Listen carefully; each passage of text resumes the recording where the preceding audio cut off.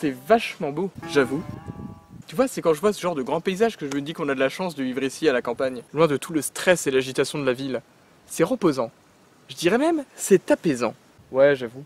Mais juste, pourquoi est-ce qu'on est là à regarder ce paysage et pas dans ma chambre à faire des vidéos? Mais j'en sais rien, moi, à la fin de la dernière vidéo, il y avait du Tupac bien à fond, du coup on est parti en marchant en ralenti vers la caméra. Et comme on s'est pas arrêté de marcher, bah on est arrivé ici. Par contre, ça n'explique pas pourquoi on n'a pas les mêmes vêtements que la dernière fois. C'est vrai qu'il est beau ce paysage.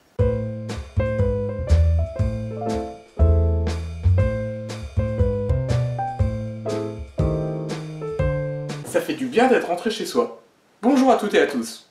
Dites-moi, est-ce que vous aimez Zack Snyder? Zack Snyder est un réalisateur américain qui est né en 1961 à Green Bay, un endroit dont le nom ressemble étrangement à Green Day, qui est un groupe de musique plutôt cool. Là, tu t'écartes du sujet. Oui, il commence sa carrière en réalisant des publicités pour tout un tas de marques. Il se fait rapidement repérer par les studios et il se lance dans le cinéma en 2003 avec L'Armée des Morts, un remake du film de zombie Dawn of the Dead réalisé par George Romero en 1978. Le film est plutôt honnête même s'il casse pas trop pattes à un canard. Ce qui, soit dit en passant, est impossible. Malgré un budget de 26 millions de dollars, le film en rapporte plus de 100 millions, ce qui fait de lui un joli petit succès. Snyder poursuit avec 300 en 2007, qui connaît un énorme succès. Par la suite, il enchaînera avec Watchmen en 2009 et Le Royaume de Ga'Hoole en 2010, qui sont tous deux des succès assez importants, que ce soit du côté des critiques ou du box-office. Cette position de réalisateur bankable permet à Snyder de mettre en marche son projet le plus personnel, car encore aujourd'hui, c'est le seul scénario original qu'il ait réalisé. Et le film en question, c'est Sucker Punch. Tout d'abord, je tiens à dire que tout au long de cette vidéo, je vais parler uniquement de la version longue et pas de celle sortie en salle. Déjà parce que l'extended cut est bien meilleur en termes de qualité, mais aussi parce qu'elle contient un nombre important de scènes importantes pour la compréhension de l'histoire. Ceci étant dit, on commence. Le film se passe dans les années 60 et raconte l'histoire d'une fille dont on ne connaît pas le nom. Ce qui va être très pratique pour le résumer, vous en conviendrez. Un jour, sa mère meurt et son beau-père décide de la tuer, elle et sa sœur, afin de toucher l'héritage de la dite maman. La fille se rebelle et tire sur son beau-père, sauf qu'une balle touche la petite sœur qui décède. Notre héroïne est alors arrêtée par les flics et est emmenée à l'asile pour aliénés Lennox House. Et ce que je trouve vachement cool, c'est que tout ça est raconté sans dire un mot. Tout ce que je viens de vous raconter est expliqué par le film en 5 minutes sous la forme d'un clip et c'est vachement stylé. Déjà parce qu'on comprend tout ce que le film veut nous dire, mais aussi parce que la réalisation est au top. Tous les plans sont totalement maîtrisés en termes de cadre, de mouvement de caméra, de lumière ou encore d'effets spéciaux. C'est beau quoi. Ensuite, ce qui rend la scène vachement cool, c'est le choix de la musique.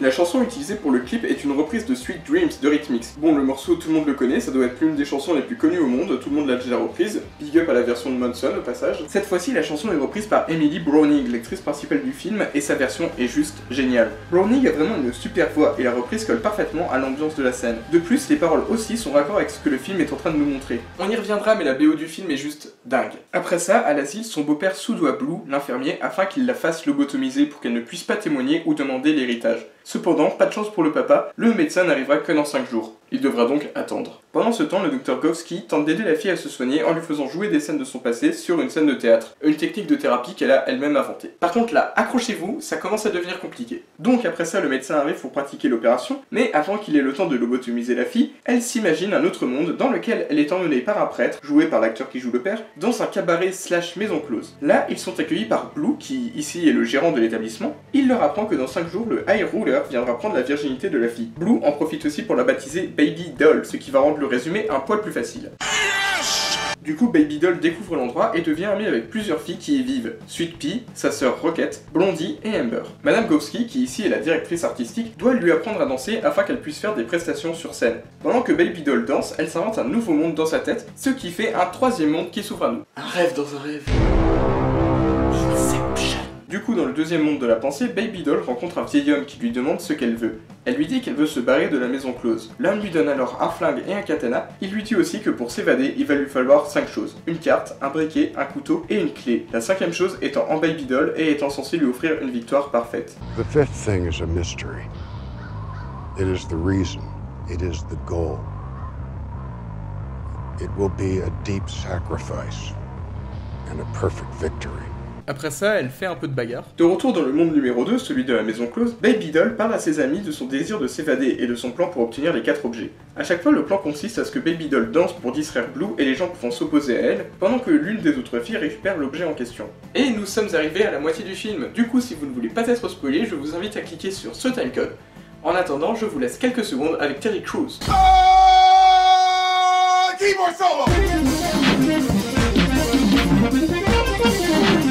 À partir de là, la suite du film devient assez claire, les filles vont chercher tous les objets un à un, et à chaque fois que Baby Doll danse, elle crée un nouveau monde dans sa tête, avec à chaque fois une nouvelle histoire. Pour récupérer la carte, elle s'imagine qu'elle et ses amis doivent traverser un no man's land durant la Première Guerre mondiale, afin d'aller dérober la carte à des soldats allemands zombifiés. Pour récupérer le briquet, elle s'imagine en train de terrasser un dragon, et pour récupérer le couteau, elle s'imagine à bord d'un train rempli de robots tueurs. Au passage, la scène là me fait vachement penser à l'ouverture de Final Fantasy XIII. Avant, je me disais que c'était juste parce qu'un train du futur rentre dans une ville du futur, mais en faisant des recherches, je suis tombé sur une interview de Snyder où il confirme s'être inspiré de Final Fantasy. Du coup, je ne suis pas complètement fou et cette scène a bien à voir avec FF13. Voilà, je trouvais juste ça important de le préciser. Blue les grille pendant qu'elle récupère le briquet, ce qui est cocasse. Cramer, briquet, le feu, vous avez compris. Il faut vraiment que t'arrêtes de faire des jeux de mots cramés. T'as raison.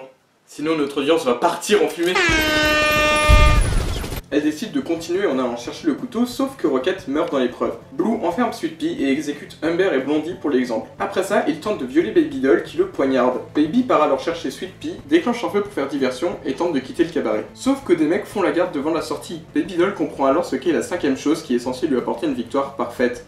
Elle décide donc de faire diversion pour que les gardes l'arrêtent pendant que Sweet Pea fuit vers la liberté. S'ensuit la scène avec le High Ruler où Baby Doll accepte son sort et s'offre à lui. Après ça, on retourne dans le monde réel de la réalité véritable où Baby Doll vient de se faire lobotomiser. Et là, on apprend que tout ce qui s'est passé dans le monde du cabaret s'est aussi passé en vrai. Baby Doll a vraiment foutu le feu, elle a vraiment poignardé Blue, et elle a vraiment aidé une patiente à s'échapper. Blue est arrêtée pour avoir falsifié la signature du Dr Gowski, et Baby est libérée de la culpabilité d'avoir tué sa sœur.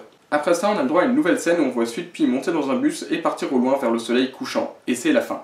Bah dis donc, c'était compliqué. Pas de panique, je vais t'expliquer. Mais avant ça, on va attendre que les gens qui ont skippé la zone spoiler reviennent.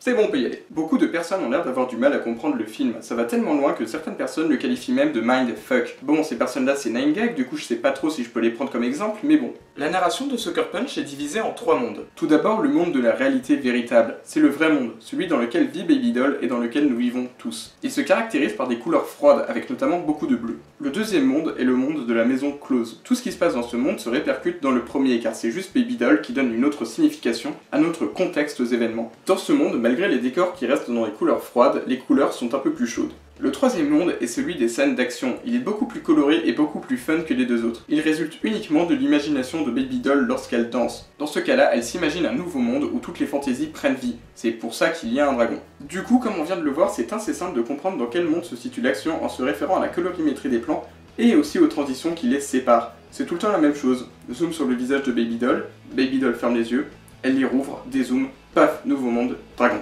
Du coup, non, Sucker Punch n'est pas difficile à comprendre quand on y met de la bonne volonté. Quand on regarde un film, il faut rester attentif à l'image et à ce qu'elle veut nous transmettre. C'est une très belle citation. Merci. Mais attends, je comprends pas, pourquoi est-ce qu'ils ont fait 3 mondes? Ça aurait été plus simple s'il y en avait que 2 ou qu'un? Pas de soucis mon petit plagiat, ça aussi je vais t'expliquer. Mais avant ça, dis-moi, est-ce que tu connais Alice au Pays des Merveilles? Ouais, je connais. Alors, Alice au Pays des Merveilles est un livre écrit par Lewis Carroll en 1865. Mais je viens de te dire que je connaissais, tu m'écoutes quand je parle? Le livre nous raconte l'histoire d'Alice, une petite fille douce et innocente qui, un jour, entre dans un terrier de lapins et y découvre un monde peuplé de créatures merveilleuses, le Pays des Merveilles. Du coup, elle fait tout un tas de bails fort sympathiques et à la fin, elle se réveille et on se rend compte que tout ça n'était en fait qu'un rêve. Wow, spoiler alert! Alice au Pays des Merveilles a été adaptée plein de fois, que ce soit en film, en manga ou encore en jeu vidéo. Et du coup, on va parler d'Alice Madness Return. Alice Madness Return, ou Alice Retour au Pays de la Folie en français, et je préfère le titre français, est un jeu vidéo sorti en 2011 et développé par Spicy Horse, un studio dont le nom peut être traduit par cheval épicé. Est-ce que c'était important de le mentionner? Non. Il raconte l'histoire d'Alice, la même que dans le bouquin. Après son escapade au Pays des Merveilles, Alice y est retournée quelques fois et a vécu sa vie tranquillement. Sauf qu'un jour, la famille d'Alice meurt dans un incendie, ce qui la laisse traumatisée par cet événement, et en partie amnésique, puisqu'elle se souvient plus trop de cet incendie. Elle est alors placée en asile psychiatrique et ne retourne plus au Pays des Merveilles. Quelques années plus tard, elle retrouve le lapin et retourne au Pays des Merveilles pour y trouver des réponses sur la mort de sa famille. Elle va donc s'enfoncer dans le Pays des Merveilles qui a été perverti par sa folie. Du coup, pourquoi est-ce que je vous parle de ce jeu? Pour montrer que t'as une culture. Oui, mais pas que. Si je vous parle de ce jeu, c'est parce qu'il illustre parfaitement bien la métaphore sur laquelle est bâtie Alice au Pays des Merveilles. Le Pays des Merveilles est un lieu construit de toutes parts par l'imagination. Il reflète donc parfaitement la psychologie de celui qui l'a bâti. C'est une représentation sous forme d'un lieu du moi d'Alice. Le moi étant tout ce qui la caractérise d'un point de vue psychologique. C'est pour ça que plus Alice s'enfonce au cœur du Pays des Merveilles, plus ce dernier devient malsain. Car pour elle, ce qui caractérise le cœur de ce monde, c'est ce qui l'a rendue folle, ce qu'elle a préféré refouler, la mort de ses parents. Et bien Sucker Punch c'est pareil, mais dans l'autre sens. Dans Madness Return, Alice part de l'innocence pour aller vers la folie et le malsain. Dans Sucker Punch, Baby Doll fait le chemin inverse. Elle part d'une situation malsaine, un asile psychiatrique ainsi que la mort successive de sa mère et de sa sœur, pour aller chercher de l'innocence. C'est pour ça qu'il y a plusieurs mondes, chaque monde étant un peu plus éloigné de la réalité que le précédent. Baby Doll cherche à fuir la situation et à retrouver une certaine forme d'innocence. C'est pour ça qu'elle doit s'enfoncer au plus profond de son être pour en trouver. Le premier monde représente la réalité froide et malsaine. Le deuxième monde, bien que plus coloré et funky, reste très malsain et très proche de la situation réelle de Baby Doll. Le troisième, quant à lui, est une sorte de gros délire totalement décomplexé. C'est un monde où les perversions du monde extérieur n'ont plus cours, et où Baby Doll est libre de penser et de faire ce qu'elle veut. Avec ce troisième monde, elle libère son esprit et retrouve ce dont on la prive depuis le début du film, de l'innocence. Cette idée d'une quête de l'innocence tient debout lorsqu'on regarde le contenu du monde numéro 3. Déjà, ce qu'on peut dire, c'est que dans ce monde, à aucun moment Baby Doll ne tue un être humain. Regardez, elle se bat contre des zombies, des robots, des orques, mais à aucun moment contre des humains. Ah ok, parce que tuer des orques, c'est pas grave. Genre parce que c'est pas des humains, leur vie elle compte moins. Mais j'ai pas dit ça. Tu sais ce que tu es ? Raciste. De plus, les événements qui se passent dans ce monde flirtent souvent avec une certaine forme de too much qui passe très bien dans ce genre de film. On peut parler du personnage du maître et de ses proverbes à 2 balles, ou encore de la quantité incroyable de plans d'eau aux explosions. Cool guys don't look at explosions. They blow things up and then walk away. Who's got time to watch an explosion?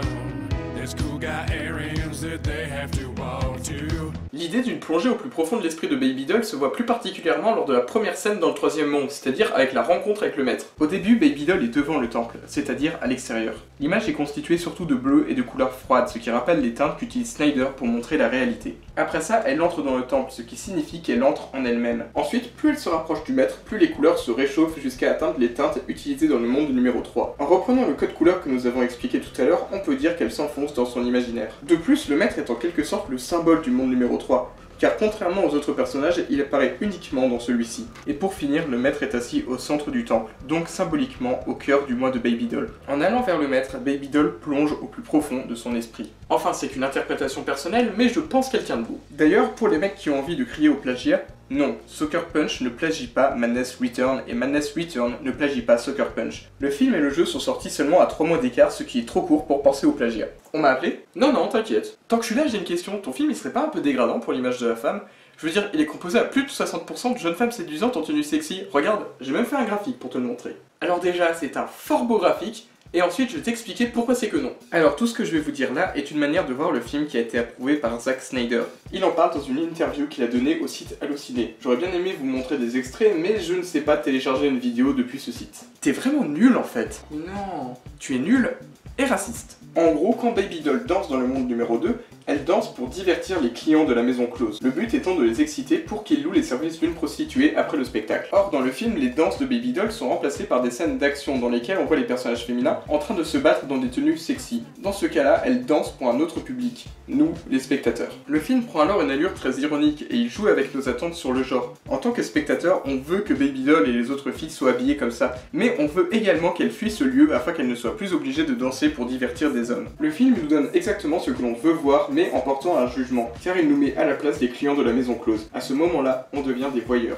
Du coup, oui, le film nous montre des jeunes femmes séduisantes en tenue sexy, mais il ne le fait pas gratuitement. Ce choix repose sur une critique du genre et des attentes du spectateur. Mais maintenant, parlons de ce qui me fait vraiment kiffer le film, son message. Ce que je vous ai pas dit, c'est que le film s'ouvre et se conclut sur un discours en voix off sur l'imagination et ce qu'elle représente. Au début, le film nous dit que nous avons tous un ange gardien et qu'il peut prendre n'importe quelle forme, comme un vieux par exemple. Mais que le rôle de cet ange gardien n'est pas de se battre pour nous, mais de nous rappeler que l'on contrôle notre imagination, ce qui est rappelé par Madame Gowski un peu plus tard dans le film. You control this world. À la fin du film, nous avons droit à un autre speech qui nous dit que c'est nous qui avons le pouvoir sur notre vie et que c'est nous qui contrôlons notre existence et ce qui nous arrive. Le message du film est que certes, on contrôle notre imagination et notre monde intérieur, mais on contrôle aussi notre vie. Il faut juste trouver le courage d'accomplir ce qu'on imagine et de faire ce qu'on a envie de faire, qu'importe si c'est difficile. C'est ce que fait Baby Doll durant tout le film. Elle imagine qu'elle fait quelque chose dans le monde numéro 2, et au final, elle le fait aussi dans la réalité. En gros, ce que nous dit Snyder, c'est que notre imagination a le pouvoir de nous libérer de n'importe quelle situation si on a le courage de mettre en place ce qu'on imagine. Comme l'a dit un grand philosophe, Don't let your dreams be dreams. Just do it! Make your dreams come true! Cette idée est encore soulignée par la scène où Baby Doll rencontre le maître. Comme on l'a vu, la scène s'ouvre sur des couleurs froides qui symbolisent la réalité. Après ça, elle avance vers les couleurs chaudes, donc vers le monde de l'imaginaire. Elle rencontre alors le maître, c'est-à-dire qu'elle atteint le plus profond de son être. Là-bas, elle récupère des armes. Après ça, elle retourne vers les couleurs froides, c'est-à-dire qu'elle retourne vers la réalité, et là, elle se bat. Ce que veut dire cette scène, c'est que les armes dont nous avons besoin pour nous battre se situent au plus profond de notre esprit. Cependant, les combats ne se situent pas à l'intérieur, mais à l'extérieur, dans le monde réel. Pour surmonter l'épreuve, il nous faut récupérer nos armes au plus profond de nous pour ensuite pouvoir affronter la réalité avec toute notre force et notre courage. Tout le message du film est explicité par la dernière phrase de Baby Doll. Who decides why we live and what we'll die to defend? Who chains us? And who holds the key that can set us free? It's you. You have all the weapons you need. Now fight. Pour finir, je voudrais aborder un autre point sur le film. C'est son aspect totalement cool. Tout dans le film est absolument génial. On a déjà parlé de la bande originale du film qui est totalement énorme. Elle comporte tout un tas de très bons morceaux avec notamment pas mal de reprises de Emily Browning. On a déjà parlé de Sweet Dreams ou de Where Is My Mind de Pixies, mais elle reprend également A Slept des Smiths. Elle nous en livre des versions totalement planantes, pleines de mélancolie et de tristesse. À part ça, la bande originale comprend aussi des morceaux d'un tout autre genre. On peut parler par exemple de ce mash-up entre un gros rap bien lourd et les titres I Want It All et We Will Rock You de Queen, qui donne un résultat totalement fou et totalement lourd. Et s'il y a une chose que j'aime dans la vie, c'est les gros sons bien lourds. De plus, le film ne se contente pas de mettre des morceaux cool à la suite pour faire une playlist qui en jette. Les paroles des morceaux ont un sens bien précis dans le film et collent parfaitement bien à l'histoire qui est racontée. La plupart des morceaux peuvent être pris avec un second sens, comme ici avec la reprise de A Slept où les paroles nous disent « N'essaie pas de me réveiller demain matin, car je serai parti. Ne te sens pas mal pour moi. Je veux que tu saches qu'au fond de moi, je suis contente d'être partie. » Ici, les paroles font référence à la lobotomie qui est sur le point de subir Baby Doll et au fait qu'elle accepte son sort. Ce double sens peut aussi être vu dans la chanson Tomorrow Never Knows, chantée à l'origine par les Beatles et reprise dans le film par Alison Mosshart dans une version totalement hypnotisante. À la base, la chanson parle de drogue, mais ici, elle prend un sens tout autre. De plus, le film est super bien réalisé. Zack Snyder est un réalisateur esthétique, c'est-à-dire qu'il cherche toujours à faire l'image la plus belle que possible. Et ici, dans Sucker Punch, il s'en donne à cœur joie. On a déjà parlé du clip d'introduction qui est de toute beauté, mais on peut également parler des scènes d'action qui sont brillamment réalisées. Toutes les scènes d'action du film sont super classe, que ce soit avec ce qui est montré, ou avec la manière dont Snyder le montre. On peut par exemple parler de la scène de bagarre contre les robots tueurs que Snyder filme en un seul plan séquence de toute beauté. Cette manière de filmer l'action donne une classe infinie à la scène. De plus, Snyder ne cherche pas que à faire de jolis plans. La mise en scène a surtout pour but d'appuyer l'action. Comme lors des deux scènes de meurtre où la réalisation adopte un style presque documentaire, ce qui donne une dureté incroyable aux images. De plus, comme on l'a vu plus tôt, la mise en scène n'est pas juste esthétique, elle porte aussi un vrai message. On l'a vu avec notamment le code couleur qui permet de distinguer les trois mondes, ou avec la scène du temple qui regorge de symboles. Le film fait aussi des parallèles entre plusieurs scènes grâce à la mise en scène. Notamment ici où Snyder filme l'arrivée de Baby Doll à Lennox House ainsi que la fuite de Sweet Pea exactement de la même manière afin de souligner le lien de causalité entre les deux scènes. La vidéo elle est un peu longue là, va falloir penser à conclure. J'y viens. Pour finir, je dirais que Sucker Punch est un très très bon film. Le film n'est pas juste un gros délire pour permettre à Snyder de faire des scènes d'action vraiment cool. Il est maîtrisé de bout en bout, tout ce qui se passe dans le film a un sens. Rien n'est laissé au hasard, que ce soit la musique, la lumière, etc. Sous ces aspects de gros délire totalement décomplexés, le film est extrêmement bien écrit, que ce soit au niveau du scénario, des messages qu'il transmet, ou de la mise en scène. Le film a une grande finesse dans son écriture et non, ce n'est pas un mindfuck, c'est juste qu'il demande de rester un minimum concentré et de ne pas se focaliser sur les filles en mini-jupe. Ensuite, comme on l'a vu, le film transpire le cool, que ce soit dans sa bande originale de toute beauté ou dans sa réalisation. Le film est un véritable plaisir à voir. À part ça, bien sûr que le film a des défauts, il peut être un peu difficile à comprendre et son écriture reste assez convenue par moments, mais il reste excellent. En résumé, regardez Sucker Punch, vous allez kiffer bien comme il faut. C'est un film à la fois fun et intelligent et il nous montre que même dans le cinéma de divertissement, on peut faire des films intelligents. C'est tout pour moi, à la prochaine pour de nouvelles vidéos. D'ici là, portez-vous bien, salut. Elle était bien sympa cette vidéo. Ouais, je suis assez content de moi. J'espère qu'ils vont laisser plein de pouces bleus. Et c'est cool qu'on fasse plus d'arc narratif, comme ça on peut vraiment se concentrer sur la chronique. Mais non!